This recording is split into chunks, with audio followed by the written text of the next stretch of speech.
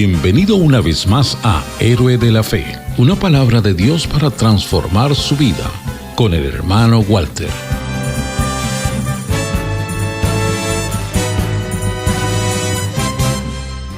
Juan el Bautista fue el precursor de nuestro Señor. Él preparó el material humano para que Jesús pudiera tomar ese material y pudiera formar entonces su discipulado, formar su trabajo, alcanzar las personas, llevar a cabo su trabajo en 3 años y medio. A través del ministerio de Juan el Bautista, él fue identificado. Vamos a Juan, capítulo 1. En este momento ya Jesús había sido bautizado por Juan, había sido llevado al desierto por el Espíritu Santo y ahora había regresado donde Juan. Y Juan habla de él, lo identifica. En Juan capítulo 1, por cierto que el Evangelio de Juan es escrito por el apóstol Juan, el discípulo amado.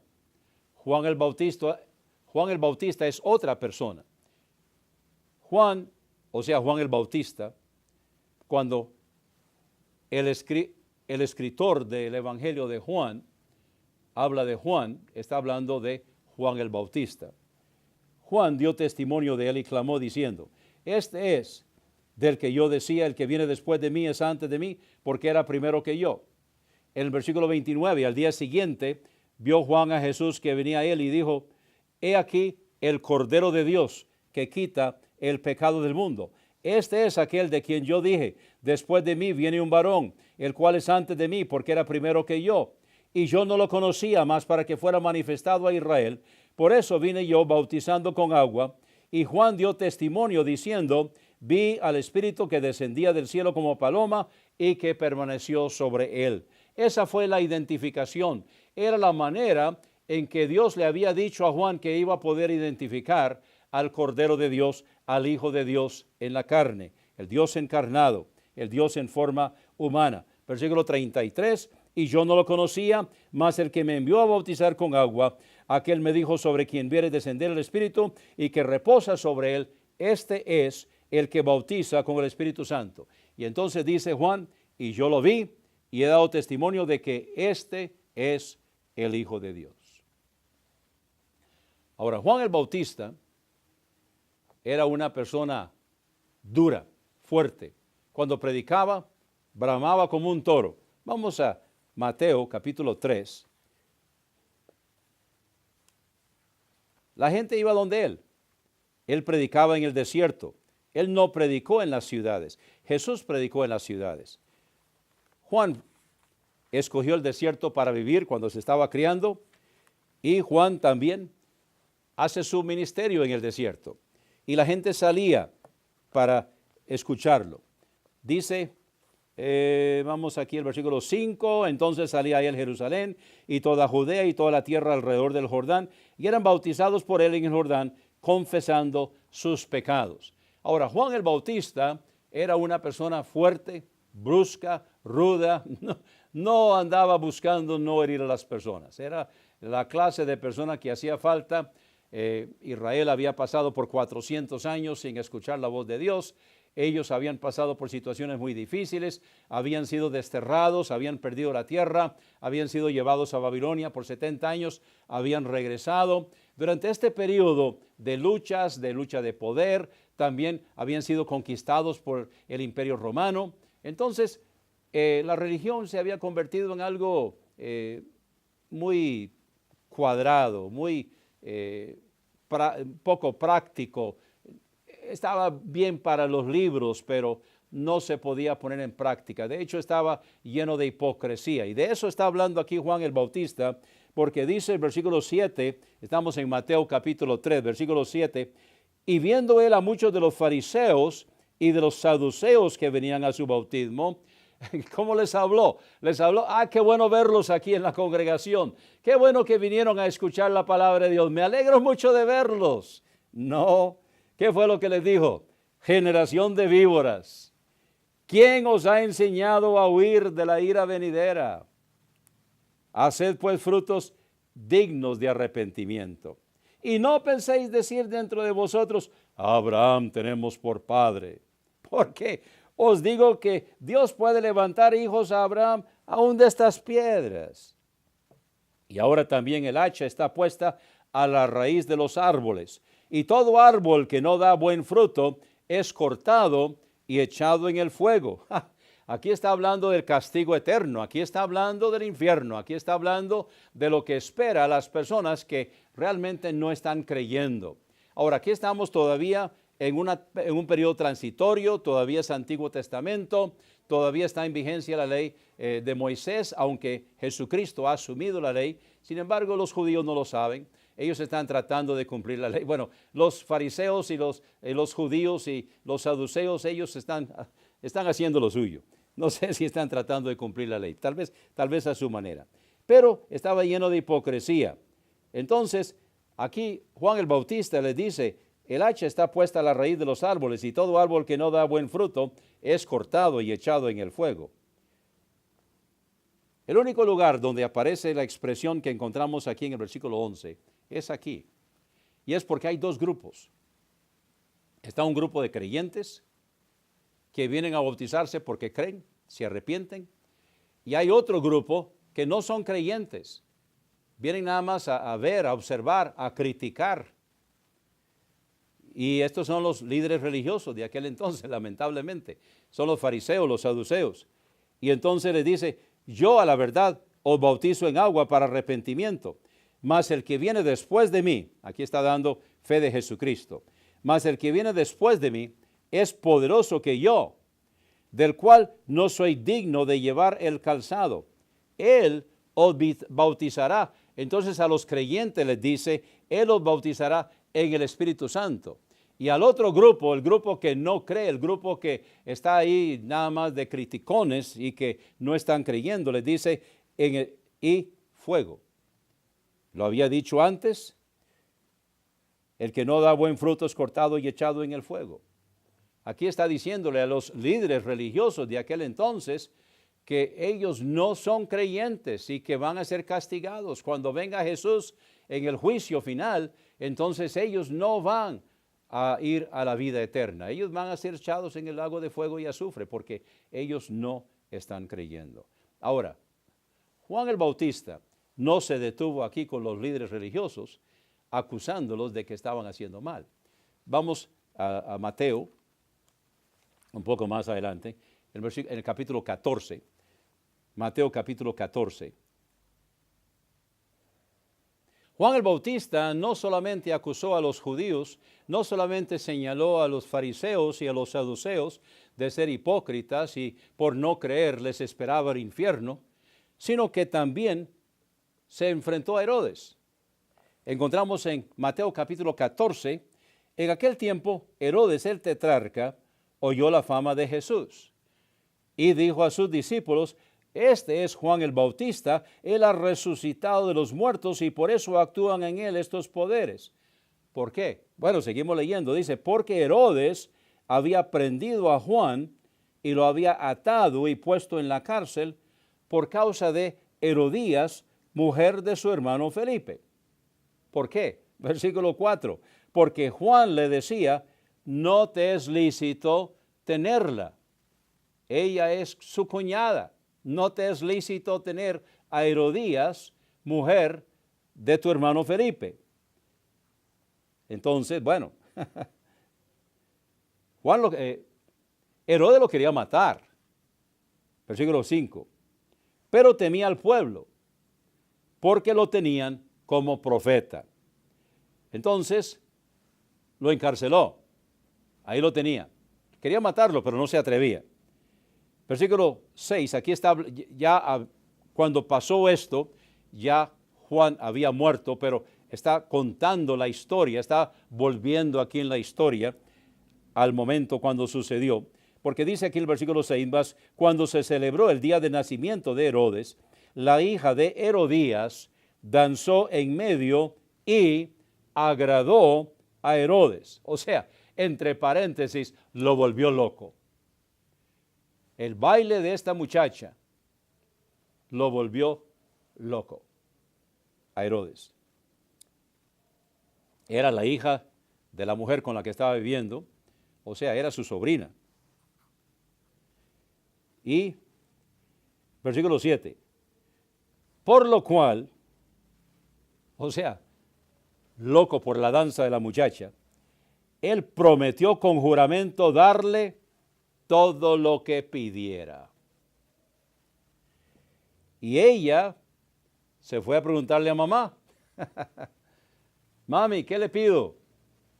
Dice el versículo 8, y ella, instruida primero por su madre, que no estaba nada contenta porque Juan el Bautista le había dicho a Herodes, no debes estar viviendo con Herodías, tu cuñada.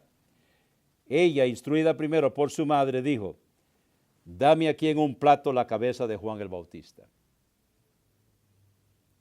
Dame aquí en un plato la cabeza de Juan el Bautista. Entonces el rey se entristeció, mas a causa del juramento y de los que estaban juntamente a la mesa, mandó que se la dieran y envió a decapitar a Juan en la cárcel, y fue traída su cabeza en un plato y dada a la muchedumbre, y ella la presentó a su madre. Entonces llegaron sus discípulos y tomaron el cuerpo y lo enterraron, y fueron y dieron aviso a Jesús. Ahora dice el versículo 13, oyéndolo Jesús, se apartó de ahí en una barca solo a un lugar desierto. Y cuando la multitud lo oyeron, entonces lo siguieron y lo buscaron. Él quería pasar un tiempo a solas, sabiendo que su buen amigo, el precursor, había muerto. Volvamos a Juan. En Juan el Bautista está dando su papel, está diciendo cuál es su trabajo. En Juan capítulo 1,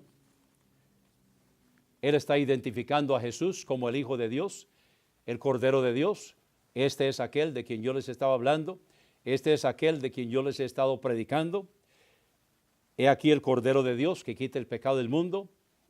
Lo sé porque la persona que me mandó a bautizar me dijo cómo identificarlo. Yo podía identificarlo, dice el versículo 33, yo no lo conocía, mas el que me envió a bautizar con agua, aquel me dijo, sobre quien viere descender el Espíritu y que reposa sobre él, este es el que bautiza con el Espíritu Santo. Entonces, y dice Juan, el versículo 34, y yo lo vi y he dado testimonio de que este es el Hijo de Dios. Ahora pasemos al capítulo 3. En el capítulo 3, Juan se identifica como el mejor amigo, el amigo del esposo. El papel del mejor amigo es presentar al novio con la novia. Ellos terminan casándose y ese es el mejor amigo. Ahora, el papel del mejor amigo, cuando los presenta y ellos se casan, hasta ahí llega. En este caso, todavía el novio y la novia no se han casado, Jesús con la iglesia no se han casado, pero Él los presentó y ya Él cumplió su trabajo. Entonces ahora dice Juan en el capítulo 3, versículo 27, vamos a comenzar a leer. Respondió Juan y dijo, no puede un hombre recibir algo si no le fuere dado del cielo. Vosotros mismos me sois testigos de que dije, yo no soy el Cristo, sino que soy enviado delante de él. El que tiene la esposa es el esposo, mas el amigo del esposo, que está en pie y lo oye, se regocija mucho al oír la voz del esposo, así pues mi gozo está completo. Ya yo cumplí, ya yo hice mi trabajo, ahora dice el versículo 30, es necesario que él crezca, pero que yo mengüe. Ya había cumplido su trabajo, ya él había hecho el trabajo que tenía que hacer. Vamos a Lucas, capítulo 16. Ya Juan estaba en la cárcel, esto fue antes de ser decapitado.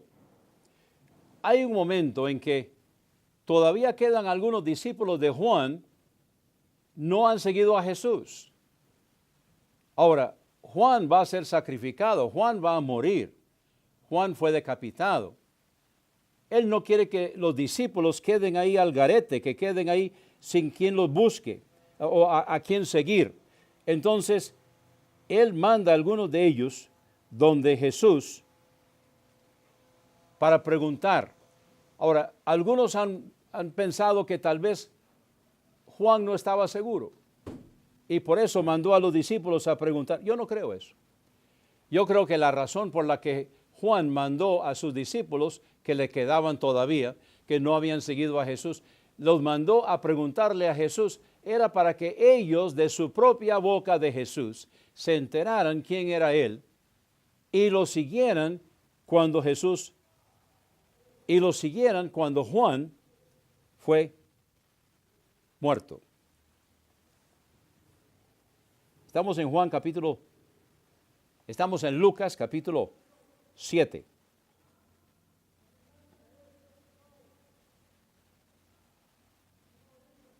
Dice el versículo 18.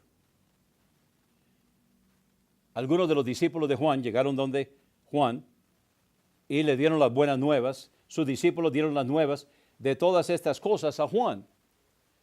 Y llamó Juan a 2 de sus discípulos y los envió a Jesús diciendo, ¿eres tú aquel que había de venir o esperaremos a otro? Tomen nota, los discípulos están diciendo, ahora van de parte de Juan, pero el mensaje no es para Juan. Juan sabe, es para ellos y para otros de sus discípulos, sus compañeros, que ellos les van a dar la nueva. Entonces, ¿eres tú aquel que había de venir o esperaremos a otro? Y cuando los hombres vinieron a él, dijeron, Juan el Bautista nos ha enviado a ti diciendo, ¿eres tú aquel que había de venir o esperaremos a otro? Y en esa misma hora sanó a muchos de enfermedades y plagas y de espíritus malos y a muchos ciegos les dio la vista. Y respondiendo Jesús les dijo, id, dad las nuevas a Juan de lo que habéis visto y oído.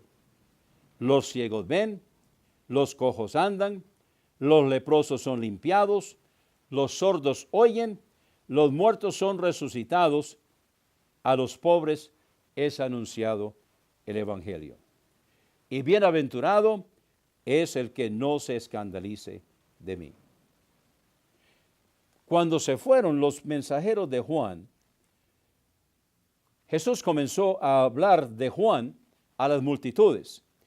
¿Qué salisteis a ver al desierto? ¿Una caña que es agitada por el viento? ¿Mas qué salisteis a ver? ¿Un hombre vestido de ropas delicadas? He aquí los que tienen vestidos preciosos y viven en deleites, en los palacios de los reyes están.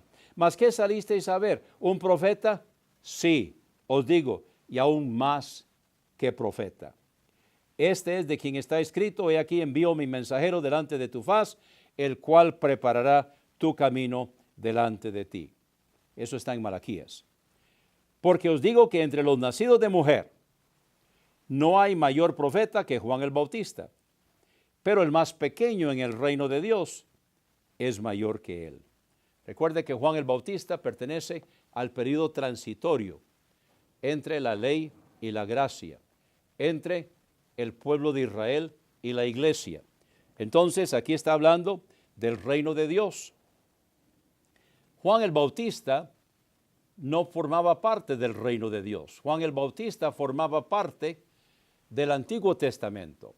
Él era el último de los profetas del Antiguo Testamento. Recuerde que él bautizó, pero él no era bautizado.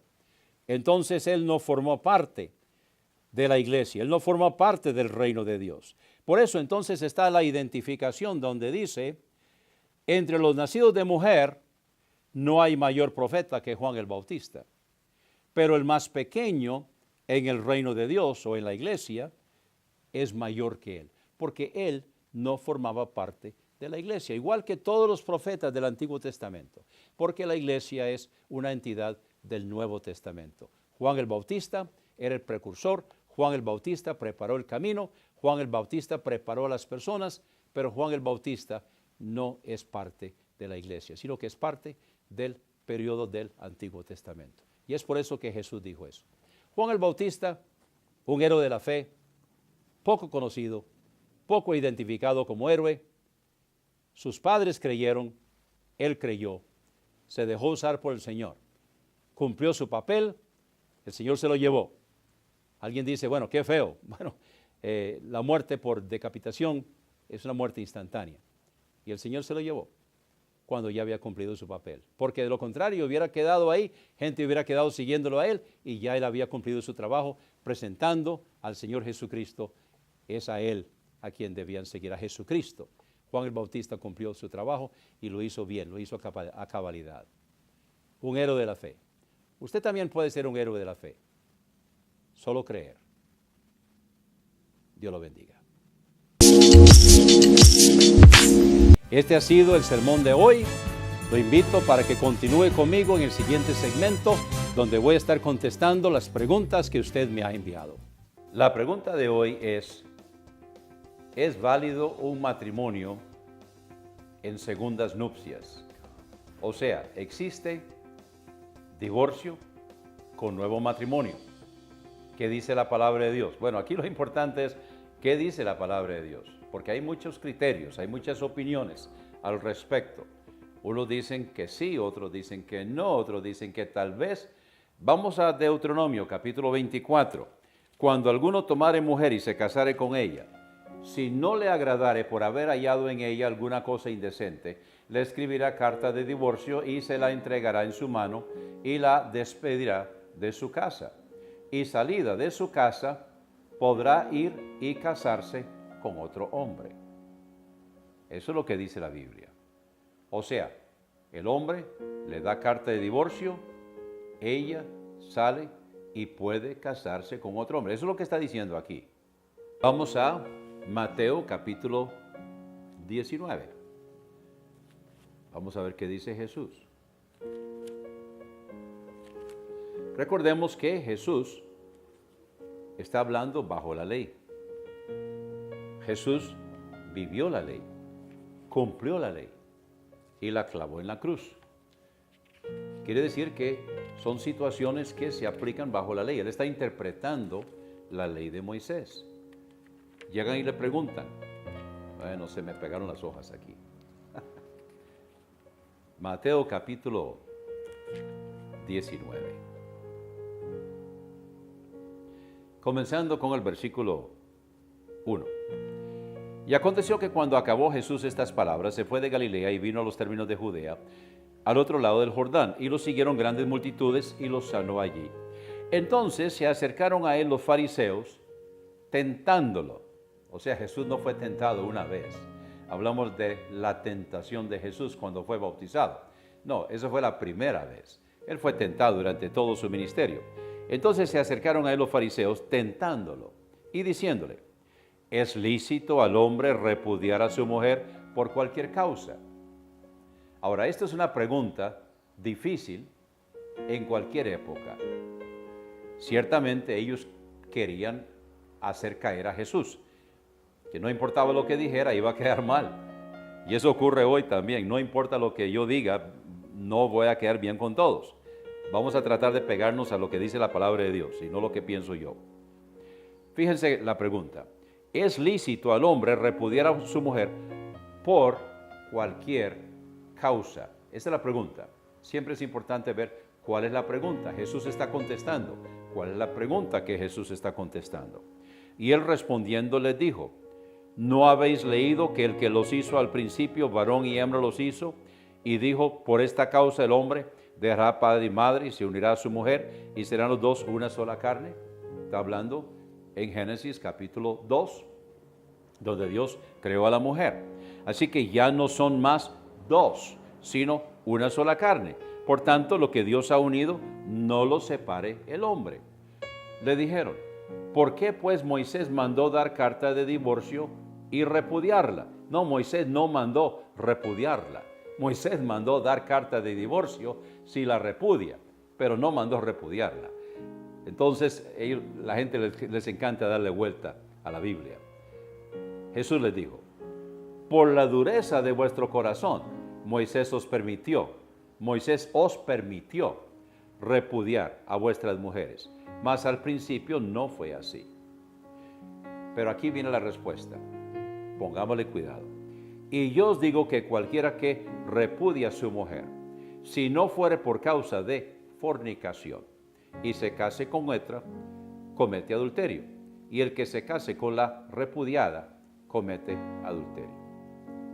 Entonces, ¿puede o no puede? Aquí dice que si no es por adulterio o fornicación. O sea, si no hay una causa de infidelidad, no tiene razón. Pablo, en 1 Corintios capítulo 11, habla de cuando no se llevan bien. Cuando no se llevan bien, dice Pablo, cuando se pone la sartén de corbata, entonces, bueno, sepárense. Pero eso no es razón para el divorcio. La razón para el divorcio es cuando hay infidelidad. De hecho, el matrimonio existe por fidelidad. Es un pacto, es un juramento de serle fiel a la otra persona hasta que la muerte nos separe. Entonces, cuando alguien quebranta ese pacto, de hecho ya se deshizo el matrimonio. Hay divorcio, no hay divorcio, es lo de menos. El matrimonio ya se deshizo, porque hay infidelidad, se rompió. Ahora, puede que la persona se arrepienta, pueda que la persona ofendida lo perdone y sigue adelante, pero ya el pacto se deshizo.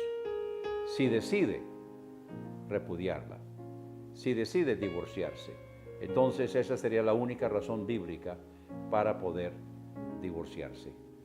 Y si hay divorcio, entonces podría haber nuevo matrimonio. Mándeme un mensaje de texto. La próxima pregunta puede ser la suya. Dios lo bendiga. Gracias por su sintonía. Lo esperamos cada mañana de lunes a viernes a las 10 en su programa Héroe de la Fe con el hermano Walter. El único requisito es creer.